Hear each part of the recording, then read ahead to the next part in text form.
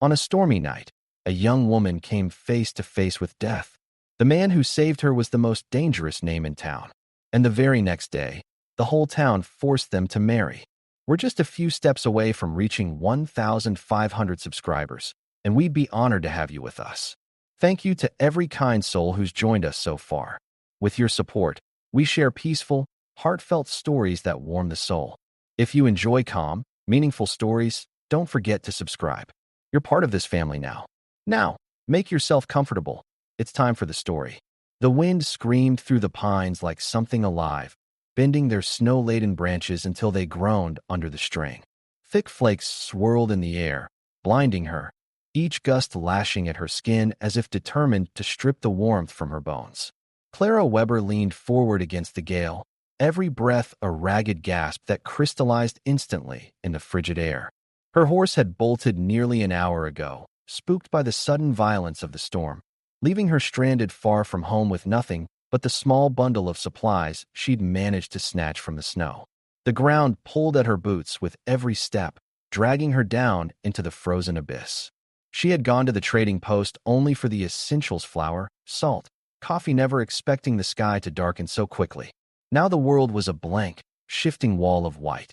No landmarks, no sound but the moan of the wind and the crunch of her own stumbling steps.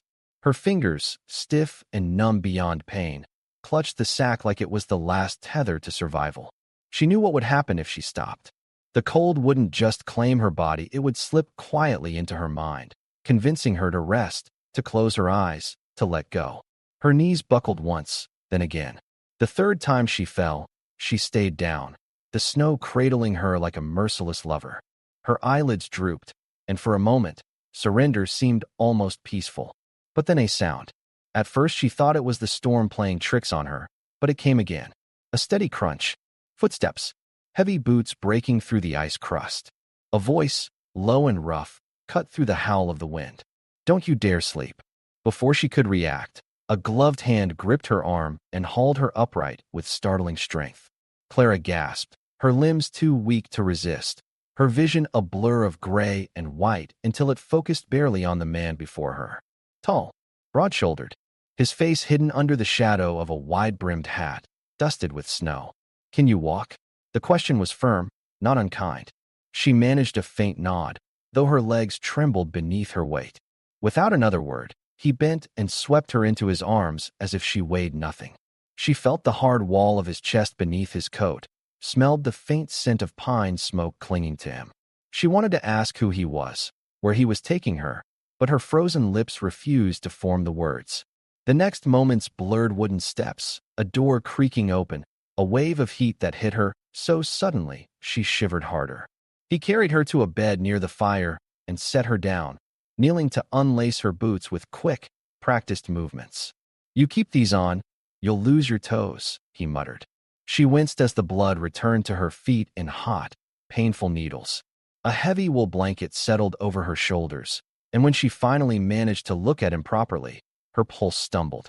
His face was rugged, worn by years of hard living, with stubble shadowing a strong jaw. His eyes, dark and unyielding, watched her with quiet calculation. "You alone?" he asked. Clara hesitated, then nodded. It was mostly true. Since her husband's death, she had lived alone, keeping to the edges of the community that never truly welcomed her. "Storm's not letting up tonight. You'll stay here." She swallowed. "And you are?" "Lucas Bauer." The name stirred something faint in her memory, murmurs from the townsfolk, warnings disguised as gossip. A man with a past no one cared to explain. A man people crossed the street to avoid. Gratitude warred with unease in her chest. Lucas leaned forward, resting his forearms on his knees. "I don't mean you harm, Clara Weber. Rest. You'll need your strength." She wanted to ask more, but exhaustion pulled her under like a deep current. The last thing she saw before sleep claimed her was Lucas staring into the fire, his expression unreadable. By the time she woke, the storm had weakened, the sky pale and still heavy with snow. Lucas offered her his horse without question, walking beside her as they made their way back toward the settlement. The closer they got, the heavier her stomach felt.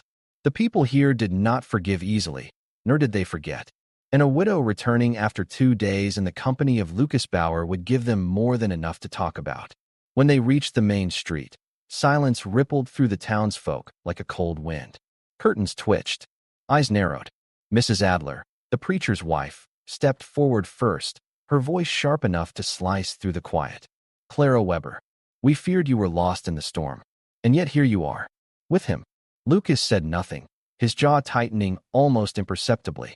Clara kept her voice steady. My horse ran. I would have frozen if Mr. Bauer hadn't found me. The preacher himself emerged, clasping his hands in front of him. A woman alone must be mindful of her virtue. Appearances matter. His gaze shifted between them. The only way to silence tongues is through the sanctity of marriage. Clara's breath caught. You want me to marry him? It is what's proper, the preacher said, as if it were already decided. She turned to Lucas, searching for anger, refusal, anything. But his face was unreadable. And in that moment, she knew. This wasn't a request. It was a sentence. Lucas's voice was flat. You're forcing her. No, the preacher said with a thin smile. We have expectations. The cold around Clara had nothing to do with the snow. If she refused, they would strip her of everything, her standing, her livelihood, even her land. Slowly, she lifted her chin. If it must be done, she said, tasting iron, then let's be done with it. The look in Lucas's eyes didn't change, but something deep in her gut told her that whatever had just begun, it was far from over. The wedding took place the very next morning, under the cracked beams of the small wooden church. No flowers, no music, just a biting cold that crept under the door and into Clara's bones. The preacher's voice droned steadily over the vows, the words as dry as dust. Clara repeated them without thought, her mind strangely detached from the moment, as if watching herself from a distance. Lucas stood beside her, tall and immovable, his dark eyes fixed somewhere beyond the altar. He never reached for her hand, never looked at her, not even when the preacher declared them bound by law and God. When it was over, there was no applause, no warmth. Only the silent satisfaction on the faces of those who had made this happen. Clara stepped outside into the sharp winter light, the snow crunching beneath her boots. Lucas followed, and without a word, helped her onto his horse. The town watched in silence as he mounted behind her. She could feel their stares on her back until the last building disappeared from view. The road stretched ahead, lined with skeletal trees and drifts of untouched snow. They rode in silence, the only sound the steady rhythm of the horse's hooves. Clara tried to imagine what her life would look like now, but all she could see was a cabin surrounded by wilderness and the stranger she now called her husband. By the time they reached it, the sky had darkened again, the wind picking up. Lucas slid off the horse and took the reins, leading the animal toward the small shed beside the cabin. Clara stood on the porch, staring at the place where she had woken only a day earlier. Now it was not a refuge, it was her home. Inside, the air smelled of wood smoke and pine, warm but heavy. Lucas set her sack of supplies on the table and began stacking wood near the fire without a word. She wanted to ask him what came next, but something about his quiet, deliberate movements stopped her. He was not a man who wasted words, and she suspected any answer he gave would be as blunt as an axe. She busied herself by boiling snow for water, letting the heat from the fire seep into her fingers. That's when she noticed the unnatural stillness outside. The wind had died abruptly, leaving a silence so deep it pressed against her ears. Even the birds had gone quiet. Lucas must have sensed it too, because he froze mid-swing of the axe outside. Slowly, he turned toward the tree line, his grip on the handle shifting. Clara stepped to the doorway, her shawl pulled tight. A figure appeared on the ridge, a rider, dark against the pale snow. Then another, and another. Her stomach clenched. The men didn't move quickly. They approached with the measured pace of predators who already knew their prey couldn't escape. Lucas dropped the axe. His voice was low, steady. Inside. Now. She didn't argue. Closing the door, she moved to the corner where an old rifle leaned against the wall. Her father had taught her how to use one, though it had been years since she'd needed to. She checked the chamber with numb fingers. Outside, hooves crunched closer. Then a voice, rough and edged with familiarity. Lucas Bauer. Been a long time. Lucas's reply was cold. Not long enough, Dawson. The name made Clara's heart jolt. She had heard it before, always in whispers. The Dawson gang had been the scourge of the region until someone had killed their leader. That someone, she realized now, was standing outside her door. "I hear you've got yourself a wife," Dawson called. His tone was oily, mocking. "I think we'll take her too." Clara's grip on the rifle tightened. Lucas moved so fast, she almost missed it, his revolver clearing leather in a single fluid motion. The crack of the first shot shattered the stillness. Dawson tumbled from his saddle, hitting the snow hard. The others drew their guns, and the clearing erupted into thunder. Bullets splintered the porch railing as Lucas dove behind the woodpile. Clara swung the door open, bracing the rifle against the frame, and fired. One man cursed, clutching his arm. Another shot punched into the wall beside her head, showering her with splinters. Lucas's revolver barked twice more, and one of the riders slid lifeless from his horse. The last man charged forward, rifle raised. Clara didn't think she just fired. The shot took him clean in the chest, the sound of it swallowed by the wind. When the smoke cleared, the snow around the bodies steamed in the cold. Lucas scanned the tree-line, his revolver still ready. Only when he was sure it was over did he turn to her. "You all right?" She nodded, her heartbeat still hammering in her ears. "They'll come again," he said quietly. Clara didn't flinch. "Then we'll be ready." Something flickered in his eyes at that, not surprise exactly, but something close. And though the air was cold enough to freeze the breath in her lungs, Clara felt a strange, steady warmth settle in her chest. They buried the bodies before the sun had fully set, shallow graves dug into the frozen ground just beyond the tree-line. Clara's hands ached from the work, her nails packed with dirt and ice, but she did not stop. She had killed a man today, looked down the sights of her father's rifle, pulled the trigger, and watched him fall. She expected to feel sick, to tremble, to wish she could take it back. But the only thing she felt was certainty. If she hadn't fired, it would be her lying out here under the snow, or Lucas. When they returned to the cabin, the smell of gunpowder still hung heavy in the air, mixing with the metallic ghost of blood.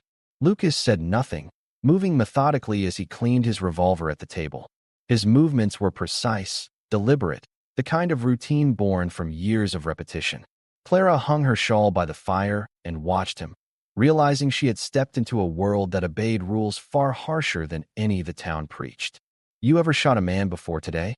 His voice was quiet, almost casual. She shook her head. "You didn't hesitate." Her gaze dropped to her hands, still raw from digging. "If I had, I'd be dead." Lucas studied her for a long moment, then gave a single nod. "Good. Hesitation'll get you killed." The rest of the night passed in a tense silence broken only by the crackle of the fire. When she lay in bed, she did not sleep. The images replayed in her mind, the way Dawson had smirked, the way the snow turned dark under his men. She understood now that this was not over. Men like that didn't forgive, and they didn't forget. The next days were a blur of preparation. Lucas worked from dawn to dusk, reinforcing the cabin walls with extra planks, setting traps along the narrow paths that cut through the trees. Clara learned quickly, helping where she could, refilling ammunition belts, cutting strips of cloth for bandages, boiling what little food they had left. They spoke little, but there was an unspoken rhythm between them now, as if the fight had welded them into a single, silent understanding: survive at all costs. On the third night, the wind dropped to nothing, and the woods seemed to lean closer to the cabin, listening. Clara was sitting by the fire, sewing a tear in her skirt, when Lucas froze in his chair. His head turned toward the window. "What is it?" she asked, her voice barely above a whisper. "Too quiet," he murmured. Before she could respond, the first gunshot shattered the night. The bullet tore through the side of the cabin, sending splinters across the table. Clara dropped to the floor, heart pounding, as another shot smashed through the window, scattering glass across the wooden planks. "They've got numbers," Lucas said grimly, checking the cylinder of his revolver. "How many?" "More than us." He met her eyes. "We stay here, they'll burn us out." The words turned her blood to ice. But there was no time for fear. Lucas grabbed his coat and jerked his head toward the back. "Ready?" She gripped the rifle and nodded once. The back door slammed open, and they slipped into the darkness of the trees. The cold was a knife against her cheeks, the snow swallowing their steps. Shouts echoed from the clearing men spreading out, hunting them. Lucas pulled her behind a fallen log, his breath misting in the air. "3 coming from the east," he whispered, 2 flanking wide. Clara steadied the rifle against the bark, her pulse slowing despite the hammering in her chest. A shadow moved between the trees. She fired. The man went down with a strangled cry, clutching his side. Lucas's revolver roared twice, dropping one of the flankers. Another bullet smashed into the tree above their heads, showering them with bark. Clara ducked, reloading with stiff fingers. A figure lunged from the dark, too close, his knife flashing. She twisted, but his grip wrenched the rifle away. Before she could scream, Lucas's gun fired, the man crumpling at her feet. "Move," Lucas ordered, his hand gripping her arm. They ran, weaving through the trees, until the shouts behind them faltered. A final shot cracked the air, a warning, not a kill. Then silence swallowed the woods again. Clara's breath burned in her lungs. She met Lucas's gaze, and for the first time, she saw something in it other than that hard, unreadable calm, something like respect. "They won't stop," she said. His reply was simple, certain. "No, but neither will we." They returned to the cabin before dawn, the horizon still a faint bruise of gray. The snow around the clearing was churned up from the fight footprints, blood, and the deep ruts left by fleeing horses. Lucas didn't speak as they moved quickly to erase what they could. The bodies from the night before lay half buried under fresh snow, but Clara knew they couldn't leave them there. It wasn't just about keeping the smell from drawing scavengers, it was about sending a message. The two of them worked in silence, dragging the dead men to a shallow pit near the tree line. Clara's muscles screamed, but she didn't stop. Every shovelful of frozen earth, every heave of a limp body into the hole, hardened something inside her. The old version of herself, the widow who had kept her head down and avoided trouble, was gone. When the graves were filled and marked with nothing but a scattering of snow, Lucas finally straightened, rolling his shoulders. His eyes swept the woods, scanning for movement. "They'll regroup," he said, his tone flat but certain. "And next time, they'll bring more." Clara tightened her grip on the rifle. "Then we'll make it cost them." His gaze shifted to her, studying her as if weighing whether she meant it. Whatever he saw, it was enough. He gave a short nod. The day passed in tense preparation. Lucas fortified the front of the cabin with thick planks, narrowing the windows so they could be used as firing slits. Clara boiled what little meat they had left, packing it into jars in case they had to retreat into the woods. Between tasks, she practiced with the rifle, her aim sharpening with every shot.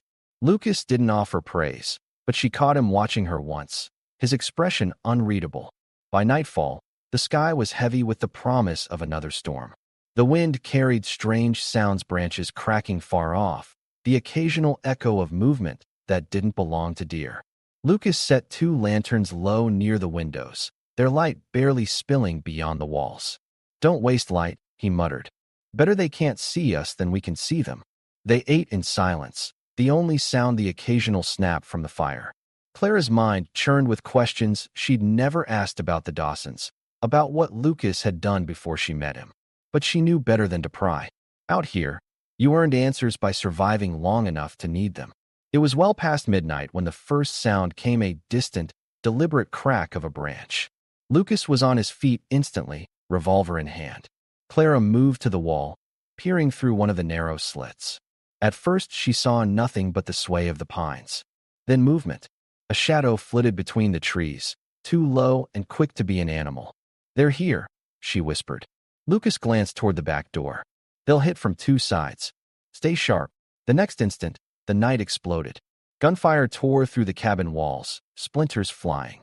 Clara ducked low, heart hammering, then rose just enough to line up her sights. She fired, saw one of the attackers stumble and vanish behind a drift. Lucas's revolver answered from the opposite side of the cabin, each shot measured, purposeful. A shout rang out from the tree, leaned deep, commanding. More boots crunched through the snow. Clara reloaded, her hands steady despite the chaos. She felt no panic now, only focus. The front door shuddered under a heavy blow.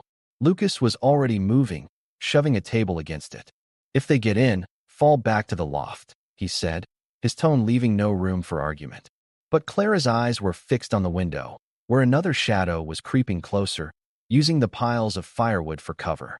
She aimed and fired, the crack of the shot swallowed by the roar of the wind. The figure dropped, disappearing into the snow. "Nice shot," Lucas muttered without looking her way. It was the first praise he'd given her, and it sent a strange, hot pulse through her chest. The fight stretched into minutes that felt like hours. Every shot seemed to draw the attackers closer, until Clara could hear the rasp of their breath between the gunfire. Somewhere in the dark, a voice called out, mocking, familiar. Bauer, you can't keep her forever. The words sliced through Clara more than the cold ever could. She understood now that this wasn't just about settling a score with Lucas. They wanted to take her, to make an example of both of them. And in that moment, as Lucas fired back into the night, she realized something that surprised her. If they wanted her, they'd have to kill her first. The wind was screaming again, carrying the smell of gunpowder and blood through the trees. The attackers had pulled back, their silhouettes melting into the darkness, but Clara knew it was only to regroup. This was the kind of fight that came in waves, probing, testing, looking for a weakness. Lucas stood at the window slit, revolver ready, his gaze locked on the tree-line. They're not done, he said, voice low but certain. Clara checked the rifle again, sliding fresh rounds into the chamber. Her fingers were cold, but steady. She had stopped shaking hours ago. Then neither are we. The seconds dragged. The fire in the hearth had burned low, its glow casting shadows across the walls. Outside, the night swallowed all sound. It was as if the world was holding its breath. Then movement. Two figures broke from the cover of the pines, running low through the snow toward the cabin's side wall. Lucas fired twice. One man pitched forward into the drifts, but the other kept coming. Clara swung the rifle up, sighted fast, and squeezed the trigger. The second man went down hard, sliding into the frozen woodpile. But before either of them could breathe, the front door shook violently. This time, it wasn't a testing blow, it was an assault. The table braced against it, rattled, the legs grinding against the floorboards. Lucas crossed the room in two long strides, shoving his shoulder against the barrier as another impact cracked the frame. They'll break it, Clara warned, moving toward him. Up to the loft. Now. She hesitated. I'm not hiding while you dash. His eyes cut to hers, sharp and unyielding. You can shoot from up there and stay alive doing it. Go. The urgency in his voice made her obey. She scrambled up the ladder, dragging the rifle with her. From the loft, she had a clear angle on the front door. The next time it shuttered open a hand's width, she fired. The shot punched through the gap, followed by a grunt and the sound of retreating boots. The lull that followed was worse than the attack. The silence stretched, thick and unnatural. Lucas stayed by the door, listening. Clara scanned the tree-line, her pulse thudding in her ears. That was when she saw it flickers of orange deep in the forest, like embers dancing in the wind. They've got fire, she called down. Lucas's head snapped toward her. They'll smoke us out. We move now. In a single motion, he slung his revolver into its holster, grabbed his coat, and pulled the trapdoor to the loft open wider. Out through the roof. We can get to the shed without being seen. The air outside was a frozen knife against her face, but the urgency in Lucas's movements pushed her forward. They crossed the roof, jumped down into the deep snow, and stayed low as they moved toward the small shed where the horse was tethered. Clara's boots sank almost to her knees, each step a fight. From the woods came the crackle of burning pine. The attackers were moving closer, their voices carrying on the wind. Clara risked a glance back. The orange glow was growing, spreading in the tree-line. Lucas untied the horse in silence, his movements quick and precise. We ride for higher ground. Lose them in the rocks. Clara climbed into the saddle, her heart pounding. As Lucas swung up behind her, a shout went up from the woods. Someone had spotted them. A gunshot split the air, sending snow flying from the post beside them. Hold on, Lucas said. The horse lunged forward, and they tore into the darkness, the wind and snow slashing at their faces. Behind them, the fire roared higher, the cabin's silhouette beginning to glow against the night. Clara didn't look back again. If she did, she knew she'd see the life they'd built short, fragile, and bloodstained, burning down to nothing. Somewhere deep in her chest, something hardened. If the Dawsons wanted a fight, she would give them one. And this time, she wouldn't be waiting behind walls. The night swallowed them whole, the rhythm of the horse's gallop pounding through Clara's bones. Snow-laden branches whipped past, and each gust of icy wind carried the shouts of men trying to follow. But the further they rode, the more those voices thinned, until only the steady crunch of hooves in deep snow remained. Lucas guided the horse toward the jagged ridge that loomed against the faint light of the horizon. Clara recognized it from the few hunting trips she'd taken with her father, a labyrinth of rock and pine where even the most skilled riders risked breaking a leg.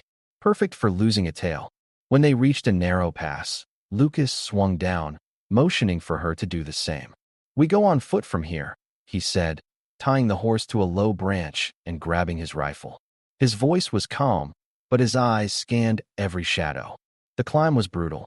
Snow crumbled under their boots, and the wind found every gap in their clothes. Clara kept her rifle slung across her chest, her eyes flicking between the dark woods below and Lucas's back ahead of her. Somewhere behind them, faint but growing, came the crunch of more footsteps. The Dawsons had not given up. They reached a ledge that overlooked a narrow stretch of the pass. Lucas stopped, crouched low, and pointed. "They'll have to come through there. 2 at a time, maybe 3. Gives us the advantage." Clara settled beside him, nestling the rifle into a hollow between 2 rocks. The world seemed to shrink to the length of the pass and the shallow rhythm of her breathing. For a long moment, there was only silence. Then, a shape emerged from the snow, then another. She didn't hesitate. Her first shot echoed across the ridge, the man crumpling into the drifts. Lucas fired a heartbeat later, his target dropping without a sound. More followed, shouting, firing blindly toward the rocks. Bullets sparked against the stone near Clara's head, sending shards of ice across her cheek. They fought like that for what felt like an eternity. Lucas's measured precision, her steady rhythm. Each man who tried to push through the pass fell before reaching the halfway point. The snow ran dark in streaks, steam rising briefly before the cold claimed it. Finally, the shouting stopped. The only sound was the wind, keening low through the rocks. Lucas stayed crouched, watching the pass for a long time before lowering his rifle. "They're done," he said quietly. "For now." Clara's arms ached from the recoil, her knees stiff from the cold, but a strange calm settled over her. She had faced them down in the open, without the walls of the cabin, and she was still standing. They descended the ridge cautiously, retrieving the horse and making their way back through the snow. When they reached the clearing where the cabin had stood, Clara's chest tightened. The fire had done its work. The roof was gone, the walls blackened and skeletal against the pale morning light. Lucas stood beside her, silent. She could see the question in his eyes. Was this the end of it? Should they leave, vanish into the wilderness? But Clara didn't look away from the ruins. "We rebuild," she said, her voice steady. His gaze lingered on her for a long moment before he nodded. "Then we rebuild." For the first time since that stormy night when he'd carried her out of the snow, Clara felt no uncertainty about the man beside her. Whatever the town thought, whatever the Dawsons still had left, they would face it together. The cabin was gone, but in its place was something stronger, something the fire couldn't touch. And as the wind swept fresh snow over the charred ground, Clara knew one thing with absolute certainty. They might have forced her into this life, but it was hers now, and she was ready to defend it. By the way, we noticed something small. Most people who watch these stories aren't actually subscribed to the channel. Maybe we get caught up in the moment, or just forget to hit the button. But your support truly helps us keep creating stories like this. If this story moved you, don't forget to like the video, share your thoughts in the comments, and subscribe to the channel.